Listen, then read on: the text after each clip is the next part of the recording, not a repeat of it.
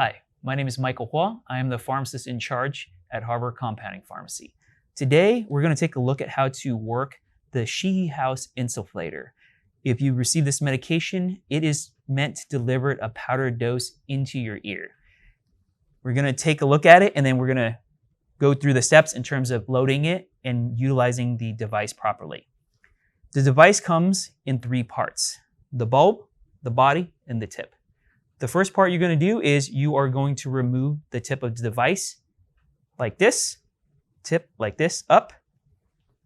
And now it is ready to put the medication into that end of the device, the body of the device.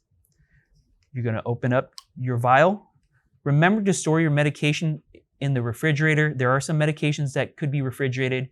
There are medications that are not refrigerated. So please follow directions on your label for further information. All your medication is going to come in a powdered capsule. You are going to tap on the capsule, and then you will then open up the top of the capsule. You will then enter this capsule, open up into the body of this particular device like this. Make sure not to flip the bulb upside down, as it will trap the powder in here. The next step you're going to do is then you will then put the tip back onto the body, and you're ready to go. The medication's loaded. Depends on how often you're using this, but you could actually use the contents of this capsule for more than one day and more than one time. You will then, prior to using the device, place it into your ear canal and squeeze. Powder will come through the tip into your ear canal.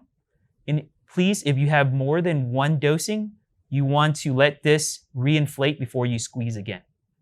When you're done, you're going to store it. It can be in a cup, it could be in any container, but you do want to store it with the tip down.